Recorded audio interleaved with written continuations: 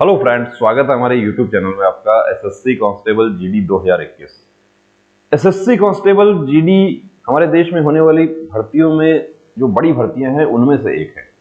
Constables की भर्ती होती है central armed police forces, NIA, SSF, Assam rifle. 50,000 से ऊपर भर्तियां जो है वो लगभग आती है एक साथ, लेकिन इस बार सीआरपीएफ की वैकेंसी नहीं थी, इसलिए 25,000 वैकेंसी आई है। नेक्स्ट वीक आपके एग्जाम स्टार्ट होने जा रहे हैं। कुछ हमारे साथी ऐसे हैं कि जो पहली बार एग्जाम देंगे। कांस्टेबल का एग्जाम मैट्रिक लेवल का होता है। पहली बार 18 साल की उम्र के बाद में एग्जाम देने का मौका मिलेगा। ऑनलाइन एग्जाम आप पहला दे रहे हैं तो आपके लिए एक मॉक टेस्ट एसएससी ने अपने साइट पर लोड कर दिया है। मॉक टेस्ट लिंक दिया है, इसको आपको क्या करना, देखो अब इसमें आपको बता दूं कि ये मोबाइल पर नहीं खोलना है। पहले यदि आप वाकई वर्दी पहनना चाहते हैं तो इसको मोबाइल पर नहीं खोलना। इसके लिए आप जन सुविधा केंद्र, साइबर कैफे या कहीं ई मित्र पर आप जाएं और वहां कंप्यूटर पे या कहीं आपको डेस्कटॉप मिलता है तो डेस्कटॉप पर इसको खोलें, क्योंकि आपको एग्जाम डेस्कटॉप पर देना है। आधी तैयारी से आधी वर्दी नहीं मिलेगी, पूरी तैयारी रखनी है। अब देखिए इस लिंक को हम ओपन करते हैं। इस साइट पे आपको जाना है, साइट पर लिंक ओपन करना है आपको, और ये यहां जाना है। अब ये सेम ऐसा ही स्क्रीन आप जब एग्जाम सेंटर में जाते हैं वहां पर जो कंप्यूटर होगा उसमें सेम स्क्रीन आएगा। आप यहां पर अपना आईडी और वो सब डाल के आप लॉगिन करते हैं। लॉगिन करते हैं इंस्ट्रक्शंस, सबसे पहले आता है इंस्ट्रक्शंस। चलिए मैं आपको यहां हिंदी जो है वो उसमें हम ले लेते हैं इंस्ट्रक्शंस। इंस्ट्रक्शन, कृपया निम्नलिखित निर्देशों को ध्यान से पढ़ें। निर्देशों को ध्यान से पढ़ना है एग्जाम शुरू होने से पहले और एग्जाम में जो आपका पेपर है उसमें भी।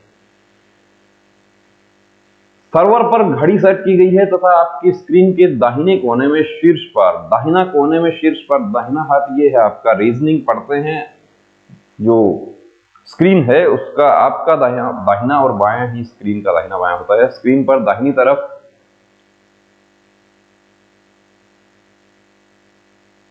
शीर्ष पर काउंटडाउन टाइमर में आपके लिए परीक्षा समाप्त करने के लिए शेष समय प्रदर्शित होगा। कितना समय बचा है ये काउंटडाउन टाइमर चलता रहेगा। परीक्षा समाप्त होने पर आपको अपनी परीक्षा बंद या जमा करने की जरूरत नहीं है, ये होता है बंद या जमा हो जाएगी, सबमिट। अब क्वेश्चन जो है वो देखिए, क्वेश्चन जो है 5 प्रकार से क्वेश्चन वहां पर शो होंगे। अब यहां हमारे पास एक सुविधा और है कि हमारे पास मार्कर है, लेकिन आपको वहां स्क्रीन पर मार्कर नहीं मिलेगा। ये देखिए, ये इस तरीके से क्वेश्चंस हैं कि ये ब्लैंक है तो आप इस क्वेश्चन को विजिट ही नहीं किया है। ये जो रेड में है तो इसका मतलब आपने आंसर नहीं किया है क्वेश्चन को, और ग्रीन हो गया है तो आपने आंसर कर दिया है ना। ये बैंगनी है और 4 इसमें you have not answered the question but have marked the question for review. Review कैसे मार्क होगा वो भी अभी आपको बताएंगे। और 5वां प्रकार है questions answered and mark for review. आपने उत्तर तो कर दिया लेकिन उसको एवेल्युएशन के लिए, आप उसको दोबारा से चेक करने के लिए आपने उसको मार्क कर रखा है। क्वेश्चन 5 प्रकार से आपको दिखाई देंगे। मार्क फॉर रिव्यू स्थिति सामान्यतः अनुस्मारक के रूप में कार्य करती है, जिसे आपने प्रश्न को दोबारा देखने के लिए सेट किया है। आप प्रश्न पैलेट को छुपाने के लिए, प्रश्न पैलेट कैसे आएगा वो आपको आगे दिखाएंगे। संपूर्ण प्रश्न पत्र की भाषा को परिवर्तित करने के लिए आपको अपने स्क्रीन के ऊपरी दाहिने सिरे पर स्थित प्रोफाइल इमेज पर क्लिक करना होगा कि आपको कौन सा लैंग्वेज चाहिए। आपको उसके वहां आप जा सकते हैं। आपको अपने स्क्रीन के निचले हिस्से को स्क्रॉलिंग के बिना नेविगेट करने के लिए ये एरो जो अप डाउन है इससे आप कर सकते हैं। प्रश्न पैलेट पर सीधे जाने के लिए प्रश्न संख्या पर क्लिक करें। Save and next.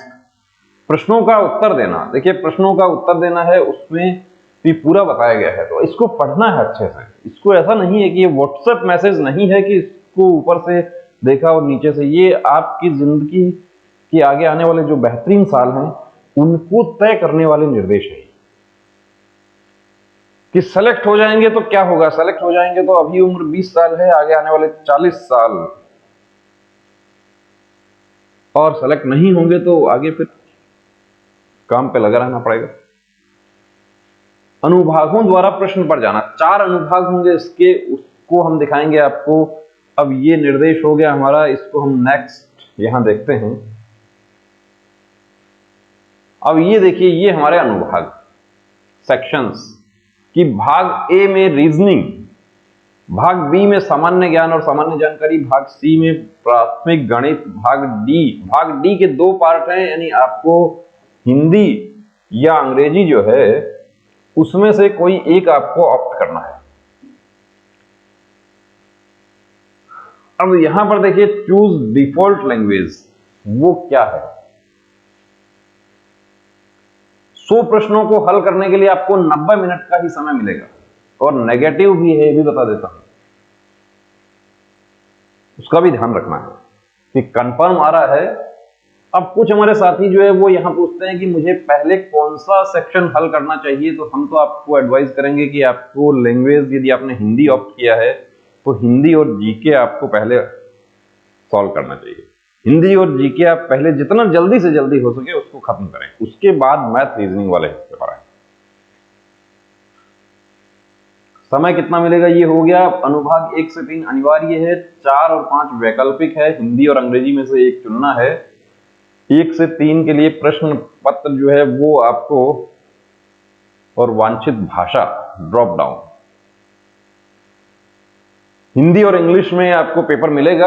Regional language में आपको देखना है तो उसके लिए भी आपको ऑप्शन मिलेगा। अब देखिए, चूज डिफॉल्ट लैंग्वेज, यहां आपको लैंग्वेज चूज करना है। हम हिंदी को चूज करते हैं, और मैंने निर्देश पढ़ लिया है और समझ लिया है। यहां पर देखिए, इसको आपको क्लिक करना होगा। अब I am ready to begin, यहां पर आपको स्टार्ट करना है।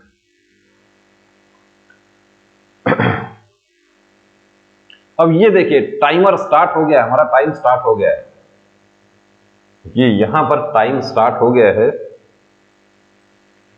पहला प्रश्न रीजनिंग का हम देखते हैं, किस लेवल के क्वेश्चन होंगे। ऐसा नहीं है कि इसी लेवल के क्वेश्चन होंगे, लेकिन इससे मिलते जुलते होंगे।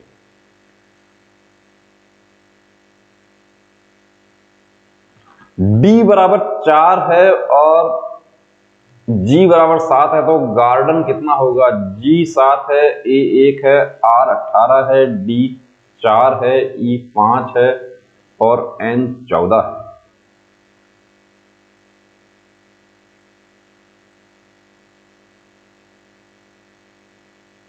अब कितना होगा आप ऐड कर लीजिए उसको, आप रीजनिंग पढ़ते हैं। अब क्वेश्चन 1 हो गया है यहां पर, यदि 1 आपको आ रहा है, आपने आंसर कर दिया, आप यहां पे इसको कर दिया आपने कि ये 49 हो गया। अब यदि आपको सबमिट करना है तो सेव एंड नेक्स्ट पर आप जा सकते हैं। तो सेव एंड नेक्स्ट हो गया। यदि आपको चेंज करना है तो क्या होगा? तो यहां पर आप सेव एंड नेक्स्ट कर दिया तो इस पर आप वापस आ सकते हैं। वापस आ गए, यहां पे वापस आ गए। यदि आपको क्लियर रेस्पॉन्स करना है, क्लियर कर दिया, क्लियर कर दिया। देखिए वहां पर क्या, जो पहले ग्रीन हुआ था वो वापस रेड हो गया।